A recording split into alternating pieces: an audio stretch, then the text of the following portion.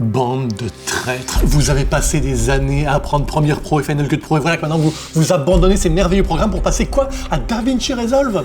Bon, vous avez raison, c'est une très bonne idée. Allez, jingle. Bienvenue sur Joli Pixel, la chaîne de la post-production en général et de DaVinci Resolve en particulier. Cette vidéo a deux buts. De 1, vous aider si vous venez de Final Cut Pro ou de Premiere Pro à switcher sur DaVinci Resolve. De 2, de savoir si on a encore le droit en 2023 de porter des t-shirts tie-dye. Personnellement, je suis pas sûr.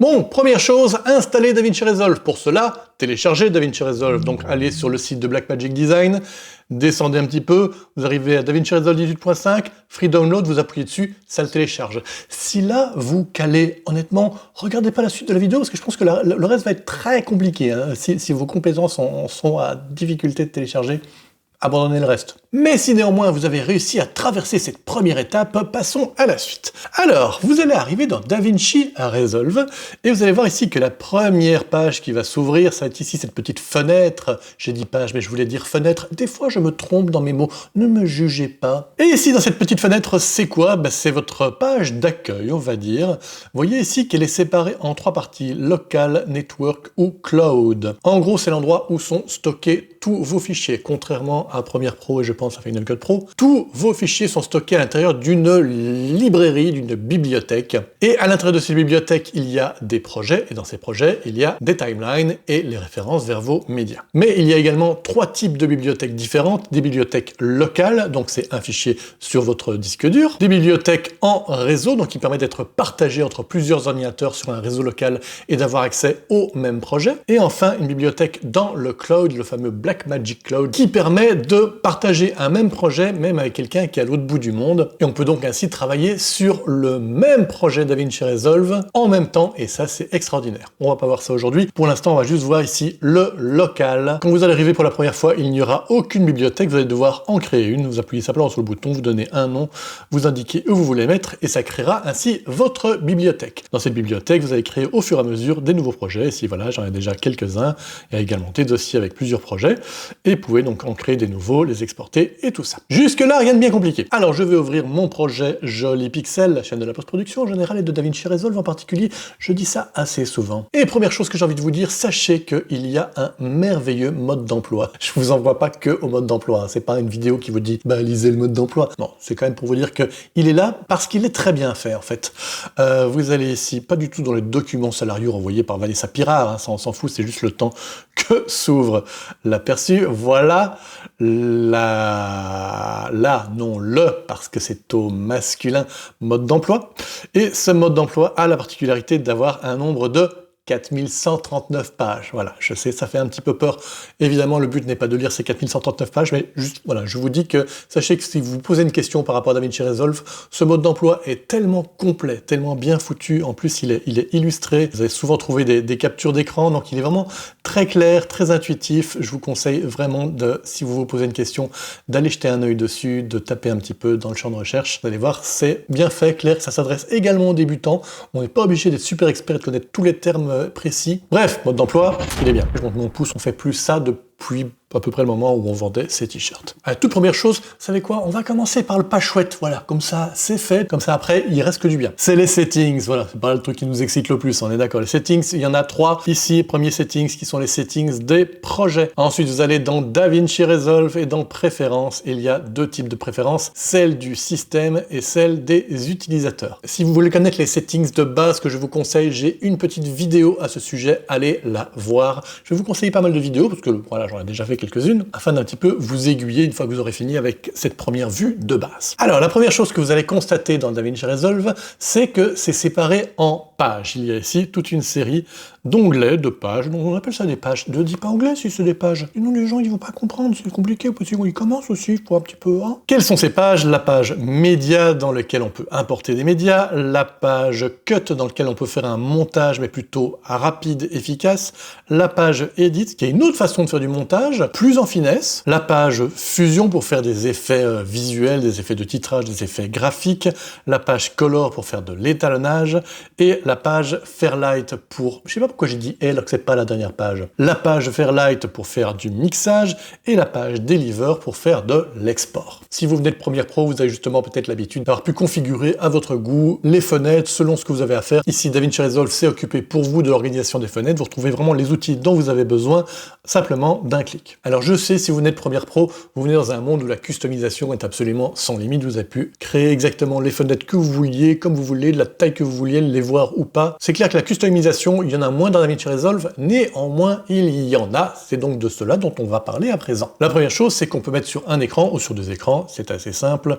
Vous allez ici dans Workspace, et là, si j'avais deux écrans, j'en ai pas ici pour ce setup, mais vous cliquez sur Dual Screen, et du coup, toutes les fenêtres se répartissent dans vos deux écrans. Mais évidemment, ce n'est pas tout. Allons par exemple dans la page Edit, et voyez ici que vous allez retrouver ces petites icônes qui vous permettent quoi? Qui vous permettent simplement, en fait, de faire plus de place à la timeline ou plus de place à la colonne de droite. Voilà, donc si vous avez besoin de voir davantage la timeline, vous cliquez dessus, plus de colonnes, vous appuyez ici. Vous retrouvez le même petit bouton ici qui vous permet de voir davantage pour l'instant de l'inspecteur ou davantage de la timeline. Eh, si ça c'est pas la customisation, pas super impressionnant, mais c'est quand même chouette. Ensuite, vous pouvez choisir aussi quelle fenêtre vous voulez voir ou non. Par exemple, ici, là, on voit ma Media Pool, donc mon chutier, et je peux évidemment retirer le Media Pool, je peux retirer l'extincteur, j'allais dire, l'inspecteur. Vous pouvez retirer l'extincteur aussi, hein, bon, ça ne me concerne pas. Et donc vous concentrez uniquement sur votre timeline et vos deux viewers. De manière générale, dans chaque page, vous retrouverez ainsi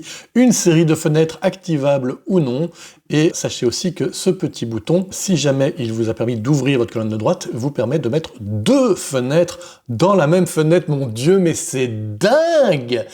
Beaucoup trop d'emphase. Tandis que si on a ceci, mais on aura plutôt un switch de fenêtres. Grande colonne, deux fenêtres, petite colonne, une fenêtre.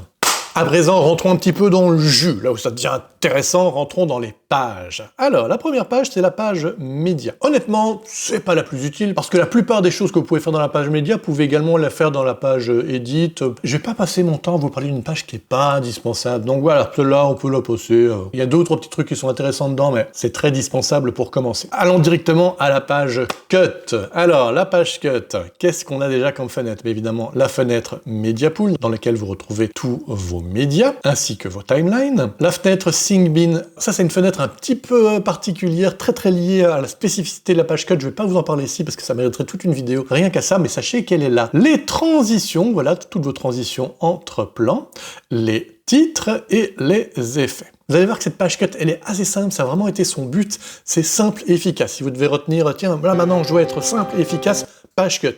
Si maintenant vous voulez faire détaillé, page edit. Mais là pour l'instant on est dans la page cut. Alors on a ici aussi le petit bouton Quick Export. Tiens, c'est bizarre, tu nous avais dit que pour faire un export, fallait aller dans la page Delivery. Tu te contredis déjà? Non, Quick Export c'est pour faire un petit export rapidos comme ça. Vous n'avez pas trop de settings. Si vous voulez un truc plus page Delivery. Alors ensuite il y a le full screen pour voir le résultat de votre œuvre. Beaucoup trop de E en grand écran. Et enfin ici l'inspecteur qui permet de choisir un clip et de faire des modifications sur ce clip en particulier. Donc on trouve évidemment le zoom, la position, la rotation, etc. Cropping, voilà, je pense que dans Premiere Pro, quand j'y étais encore, le crop, on n'avait pas ça dans l'inspecteur, on était obligé de mettre un effet de crop. Je sais pas si c'est encore le cas ou pas. Et donc voilà, ici vous avez un cropping de base.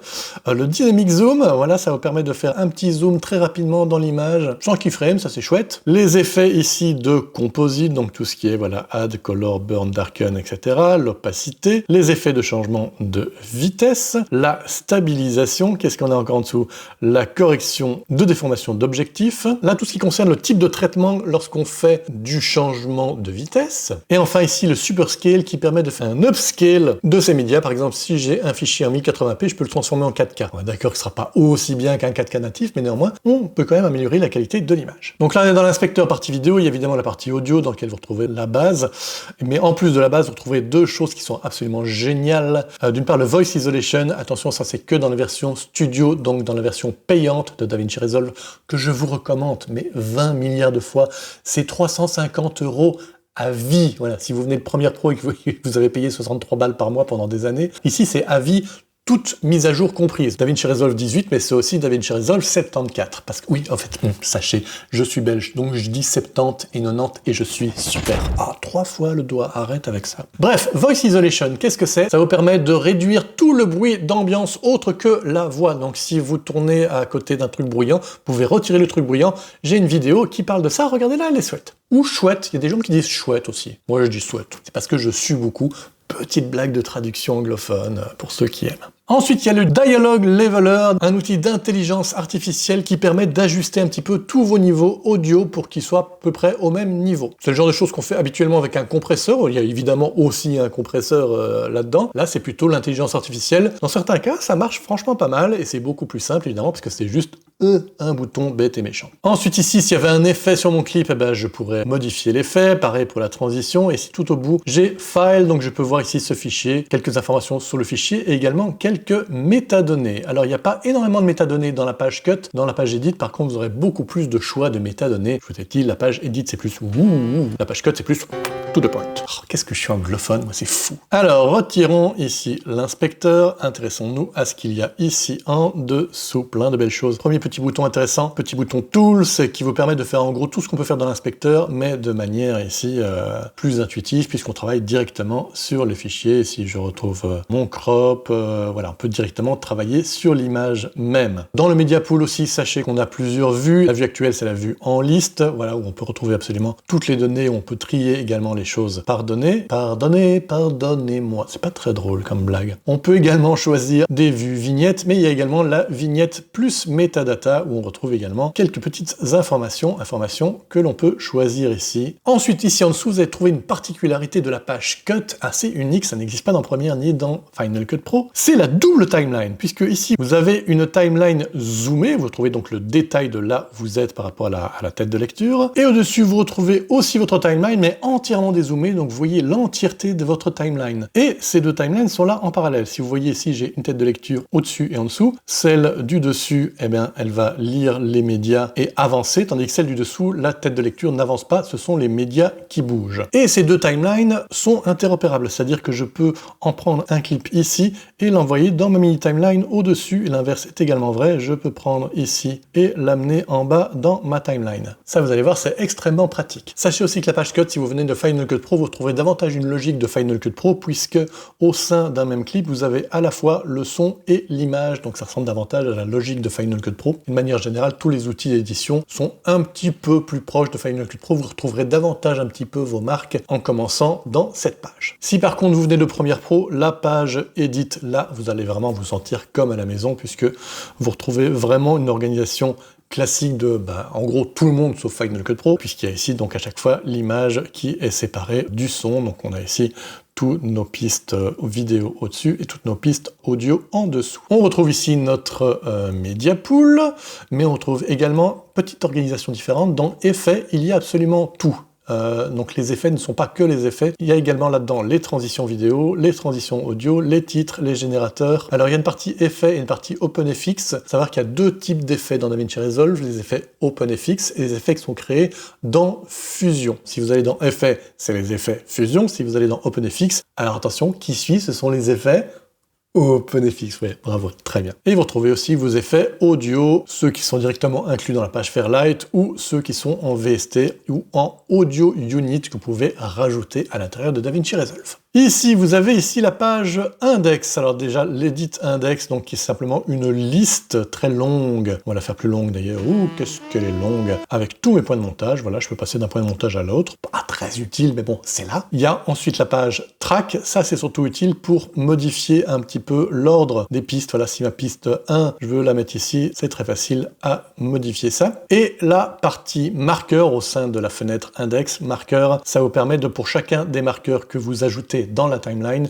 de retrouver ici tous vos marqueurs avec éventuellement des petites notes. Ça, c'est très pratique. Ensuite, la Sound Library pourrie. C'est une bibliothèque de son. Vraiment, en tant que fonction, elle est pas bien du tout. Le seul avantage, c'est que vous avez du coup moins de petites bases de sons qui sont déjà inclus. Donc voilà, c'est toujours intéressant de les utiliser. customiser. Sachez déjà qu'au début ça paraît vite, c'est bizarre, mais en fait il y a une façon de les faire apparaître. Bref, c'est un peu la partie honteuse de DaVinci Resolve. Mais bon, elle est là. Alors on retrouve le Quick Export. Ici on a une petite fenêtre mixeur. On a notre mixeur qu'on retrouve de manière bien plus évoluée dans Fairlight, mais voilà, on peut quand même mixer ici les pistes au sein de ce petit mixeur. Et alors attention, nouvelle customisation, on peut modifier la largeur de la fenêtre mixage. Ah, vous êtes épatés, hein, sauf si vous venez de première, auquel cas c'est complètement naze. Les métadatas, on retrouve les métadatas, on va le faire en plus grand. Des métadatas, là vraiment on en a beaucoup plus, on peut choisir vraiment un nombre de métadatas absolument hallucinant, on peut aussi customiser tout ça. Et on retrouve l'inspecteur avec les mêmes choses que ce qu'on avait dans la page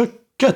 Alors ici on retrouve une logique avec deux viewers, contrairement à un seul dans la page Cut. Vous pouvez également en avoir un seul si vous voulez, ici encore, customisation. Deux viewers, un viewer, deux viewers, un viewer, deux viewers, bref, customisation. Ici vous avez évidemment le zoom, mais vous avez également des petits boutons de zoom, ici pour voir l'entièreté de votre timeline, ici pour voir une version très zoomée de votre timeline, et ici le dernier zoom que vous avez fait manuellement. Donc si mon dernier zoom c'était ici, si je vais ici en timeline et que je reviens ici, c'est la version de zoom que j'avais programmée moi-même, comme un grand. Les outils de montage, principalement deux, ici le petit Select et ici le petit mode Trim Edit, et peut-être aussi le mode Cut, enfin le mode Blade, lame, enfin truc pour couper quoi. Ici vous retrouvez évidemment les boutons Mute, Solo pour le son, ici vous pouvez montrer cette piste vidéo ou pas, et ici l'Auto Track Selector qui permet de savoir quelles sont les pistes qui vont être affectées par certaines opérations de montage que vous faites. Ça mériterait une vidéo en soi. Et ici vous choisissez sur quelles pistes vont être envoyés les médias que vous allez faire passer de cette page source à la page ici qui est la page du résultat de votre timeline.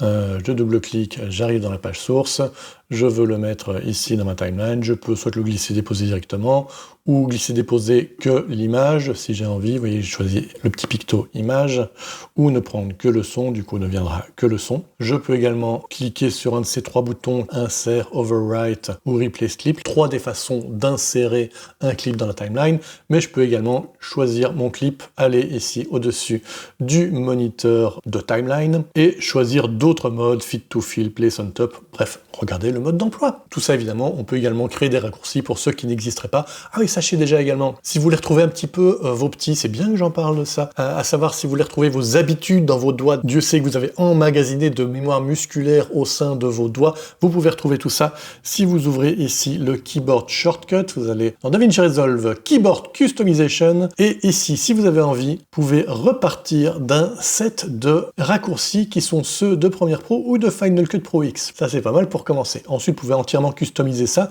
Si vous vous demandez, mais comment est-ce qu'on fait pour customiser les raccourcis? J'ai une vidéo là-dessus. Passons à présent à la page Fusion. Alors Fusion, c'est, on va dire, l'équivalent d'After Effects si vous venez du monde Adobe, ou l'équivalent de Motion. Ça fait beaucoup plus que Motion, mais en tout cas, ce que vous faisiez dans Motion, vous pourrez certainement le refaire dans Fusion. Bref, c'est traitement de graphiques, d'effets visuels, compositing, enfin bref, toutes ces choses-là. Grosse différence avec After Effects, c'est que ce n'est plus une logique de couches, c'est une logique de nœuds. Sachez également que j'ai un chat. Il s'appelle Norbert, et là, il veut des câlins. Donc je vais lui donner des câlins tout en continuant cette petite vidéo. Donc une logique de nœud, voilà, c'est la partie qui fait un petit peu peur parce que c'est une logique complètement différente, mais je vous assure que c'est pas si compliqué, on va pas en parler dans cette vidéo. Mais donc en gros, comment ça se passe? Fusion, eh bien, si vous êtes ici dans votre partie montage et que vous voulez rajouter un effet à ce plan-là, simplement vous le sélectionnez, vous allez dans la page Fusion. Bon, en fait, Norbert, il va devenir un petit peu pénible, donc bye bye Norbert. Oh, il perd ses poils. Et une fois donc que vous êtes dans cette page Fusion, vous pouvez commencer à rajouter des nodes. Voilà, prenons un exemple tout simple et un node de transformation. Oh, j'ai perdu un petit peu de lumière. J'avais une petite lumière comme ça qui me faisait une petite découpe autour de moi, puis elle n'est plus là. Est-ce que c'est grave? Pas du tout, on continue la vidéo. Donc ici, j'ai rajouté un petit node de transform. Si je vais dans mon inspecteur, eh ben, je peux faire ici, voilà, un size, etc. Puisque donc ici, on retrouve un inspecteur, mais sachez également que quand je dis un inspecteur, c'est pas un inspecteur de police. En commençant cette blague, déjà, j'avais aucun espoir et je suis un peu honteux. Vous retrouvez aussi deux parties intéressantes qui sont les keyframes et la partie spline, où on retrouve donc les courbes entre deux keyframes et on peut éditer tout ça. Vous allez voir que la partie un petit peu faible de DaVinci Resolve par rapport à Premiere, c'est la partie keyframe editor, donc tout ce qui permet d'éditer les keyframes. Petite démo, là, si je choisis, voilà, de nouveau ce plan, je fais un petit keyframe, Hop, un deuxième petit keyframe où j'ai zoomé. Si ensuite je veux éditer mes keyframes dans quelque chose de plus graphique et changer les courbes, je clique ici, là je retrouve mes courbes, et vous voyez que ben là, ça c'est la taille à tout jamais. Voilà, il n'y a pas plus grand que ça. Donc c'est très limité, les outils sont limités, bref, tout ce qui est traitement des keyframes, c'est pas super de le faire dans la page Edit, c'est pour ça que je vous conseille vivement de juste regarder comment utiliser les keyframes et les splines au sein de la page Fusion. Là par contre, le champ des possibles est illimité. J'ai donc cette vidéo là-dessus, regardez-la, elle vous expliquera tout ce que vous avez à savoir là-dessus. Je ne vais pas davantage m'étaler sur la page Fusion, parce que celle-là, elle est gigantesque, ça mettrait 4 ans, et on est d'accord qu'une vidéo de 4 ans, vous n'allez pas la regarder. Ensuite, l'onglet, non, la page, on a dit la page au début de la vidéo, la page color. Cette page, je l'aime tellement. Cette page, ben, c'est la page historique de DaVinci Resolve, puisqu'il faut savoir que en 1884, quand est sorti DaVinci Resolve, ou peut-être un petit peu plus tard, ce n'était qu'un programme d'étalonnage et la référence absolue, et c'est toujours la référence absolue. Si vous avez déjà été voir un film au cinéma, eh ben, vous avez vu quelque chose qu'a fait DaVinci Resolve. En gros, tout le monde utilise DaVinci Resolve pour l'étalonnage, et c'est normal, c'est une page absolument extraordinaire en termes d'étalonnage. Je vais vous en parler. Alors, qu'est-ce qu'elle contient? D'une part ici, une galerie. Alors ici, vous retrouvez d'une part vos styles, vos power grid et vos timelines. Style, c'est quoi? Alors ça vous permet déjà d'exporter une image de référence qui vous permettra de comparer un plan à un autre, mais également dans chacun de ces styles est contenu tout l'étalonnage qu'on peut donc aller recopier sur d'autres plans. Ici, les Power Grid. Alors, Power Grid, c'est un endroit dans lequel vous pouvez ranger des étalonnages que vous allez pouvoir ensuite partager entre tous les projets qui sont au sein de votre bibliothèque. Il faut rappeler, au tout début, je vous ai dit, il y a les bibliothèques, dans les bibliothèques, il y a les projets. Eh bien, si vous mettez un étalonnage dans le Power Grid d'un des projets de cette bibliothèque, vous pourrez ouvrir n'importe quel autre projet de cette bibliothèque et vous retrouverez les étalonnages au sein de cette même Power Grid. Bref, en gros, c'est un dossier partagé qui permet de partager des étalonnages au sein de votre bibliothèque. Et ensuite, Timeline. Ici, vous allez pouvoir retrouver n'importe laquelle des timelines au sein de votre projet et y retrouver chacun des plans et donc de pouvoir recopier un étalonnage qui vient d'une autre timeline. Ensuite ici vous retrouvez la partie Lookup Table avec toutes les Lookup Tables que vous aurez bien voulu apporter. Là vous avez Norbert qui fait du bruit derrière parce qu'il a besoin d'attention que je ne peux pas lui donner pour l'instant parce que vous savez quoi? Pour l'instant mon attention, elle est sur vous. Norbert, je faisais un effet un peu... Alors, donc ça c'est le Lookup Table. Le Media Pool, a priori vous n'en avez pas trop besoin ici, mais voilà, sachez qu'on a accès là.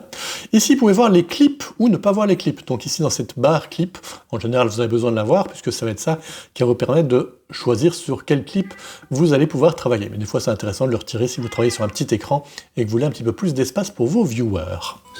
Ah, le téléphone sonne. C'est embêtant ça. Ben, on attend qu'il arrête de sonner. Qu'est-ce que vous pensez de ma sonnerie?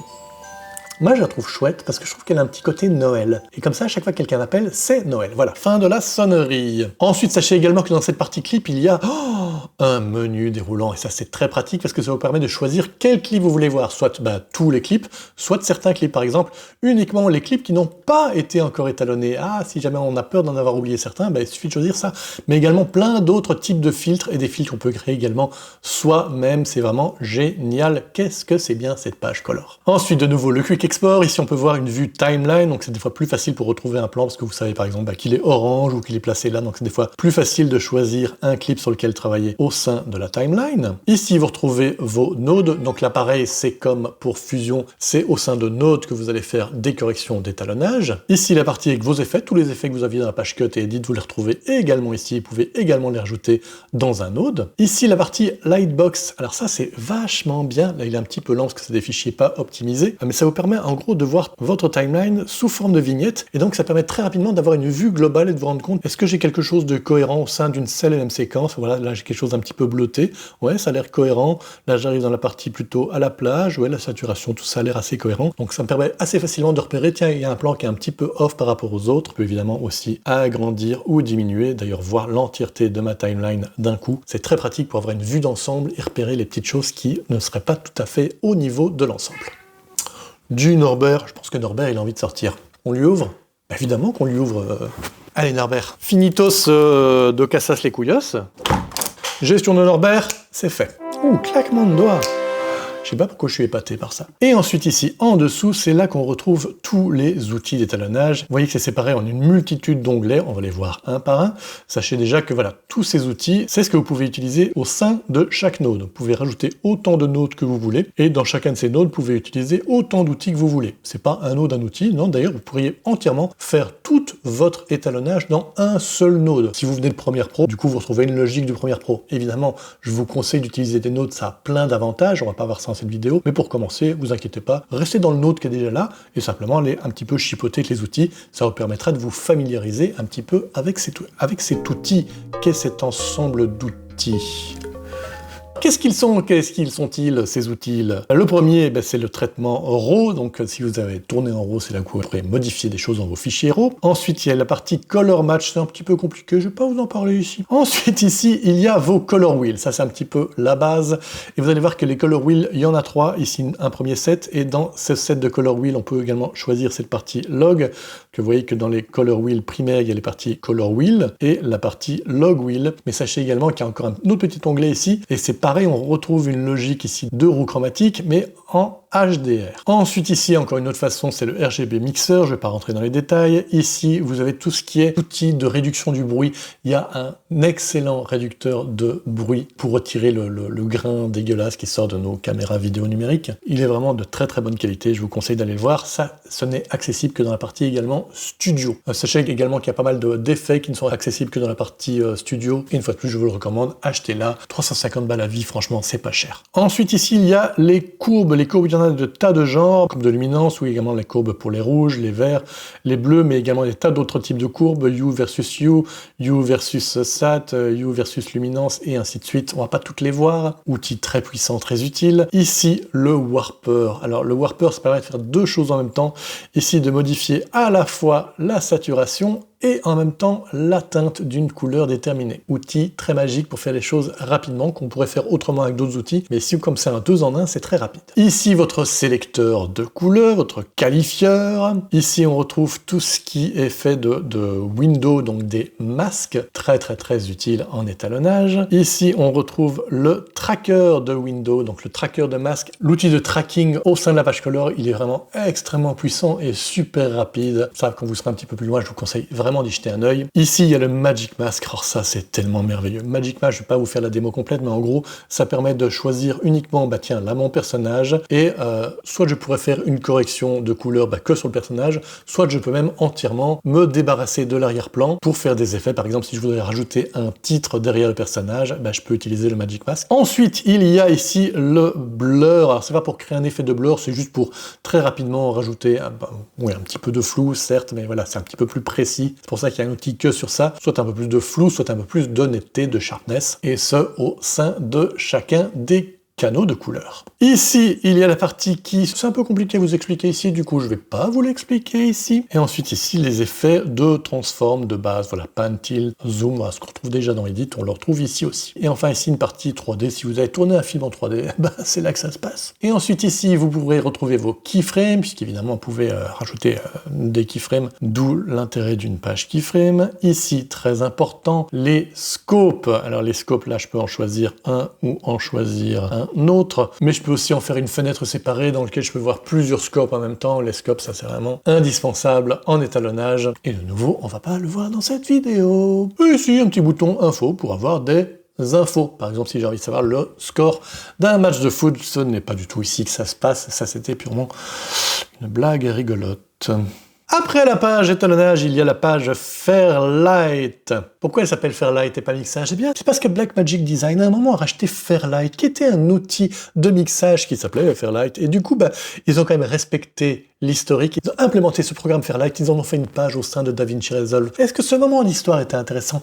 Pas trop, néanmoins c'est pour ça que ça s'appelle Fairlight. Alors qu'est-ce qu'on retrouve dans Fairlight? Évidemment le Media Pool comme d'hab, les effets comme d'hab, l'index comme d'hab, le Sound Library. De nouveau il y a le ADR, ça c'est ce qui permet de faire de la post-synchro, du remplacement de dialogue. On retrouve également ici le mixeur, sauf qu'il est plus complet puisqu'on a également accès à des choses auxquelles on n'avait pas accès dans la page Edit. Vous avez ici tout ce qui est vos metters, vos mètres, vos viewmètres, appelez ça comme vous voulez, et également les métadatas et l'inspecteur. Est-ce que je refais une blague avec inspecteur? J'ai peut-être une idée. Et ici, vous retrouvez votre commissaire. Non, c'est toujours pas drôle, en fait. Non.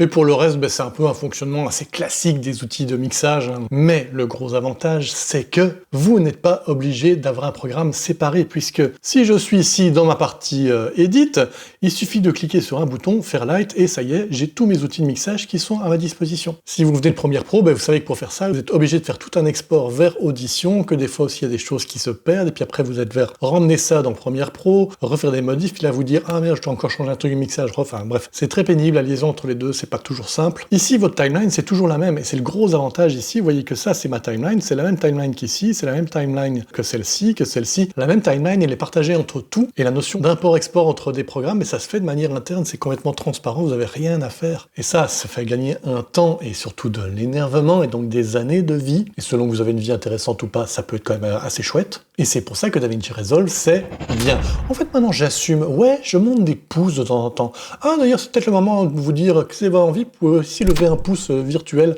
comme ça fait un peu connaître la chaîne, et c'est sympa. Pour si vous abonnez, tiens d'ailleurs, si vous avez envie. Et si vous n'avez pas envie, ne le faites pas. Dernière page, c'est la page Deliver. Alors celle-ci, il y a d'une part les render settings, tout ce que vous allez pouvoir modifier en termes de settings. Vous retrouvez ici des presets, vous pouvez également créer des presets. Ici, j'ai ma série de presets personnels. Tous mes presets en termes de vidéo, d'audio et de fichiers. Sachez également que vous pouvez exporter soit un seul fichier, soit des fichiers individuels. Donc chacun des clips dans votre timeline sera exporté séparément. Les settings, il y en a une chier, j'ai même pas encore ouvert. Oh, c'est pas joli chier comme mot, mais néanmoins je l'ai dit. Il y a également des settings plus avancés, puis les settings pour les sous-titres, pour YouTube, pour Dropbox, il y a énormément de choses. Pareil pour l'audio, les fichiers, il y a pas mal de choses à régler. Une fois qu'on a créé son settings, on fait Add to Render Queue, ça se retrouve ici dans la file de rendu. Ensuite, pour lancer un rendu, soit vous voulez tout rendre, vous faites Render All, ça va rendre tous les jobs d'exportation que vous avez créés, soit vous pouvez ne lancer qu'un seul, par exemple le job 4, je clique sur Render 1, ou alors je peux en choisir plusieurs, voilà, celui-là et celui-là, ça fait Render 2, donc il va lancer le rendu de deux fichiers à la fois. Sachez aussi que vous n'êtes pas obligé de rendre l'entièreté de votre timeline, vous pouvez également, avant de créer un fichier Add to Render Queue, mettre ici un point in, ici un point out, et vous n'exporterez que ce qu'il y a entre le point in et out. Bon, j'espère que vous vous y retrouvez un petit peu mieux maintenant. Après, il faut pas se le cacher, la meilleure façon d'apprendre DaVinci, pas facile à prononcer, Resolve, c'est de s'y mettre, c'est de mettre les mains dans le cambouis, importer des images, chipoter un petit peu avec tout ça. Au début, ça va être un petit peu compliqué, c'est normal. Je vous conseille de rester patient, vous allez voir, ça en vaut largement la peine. J'ai fait cette transition depuis Premiere, j'ai également aussi un peu tâté de Final Cut Pro. Je vous assure que DaVinci Resolve, ça vaut la peine de se prendre un petit peu la tête parce qu'après, c'est d'une simplicité crasse et les possibilités sont absolument infinies. J'espère que vous avez apprécié cette vidéo. Si vous n'avez pas apprécié cette vidéo, pourquoi est-ce que vous êtes encore là? Est-ce que vous n'êtes pas un peu maso?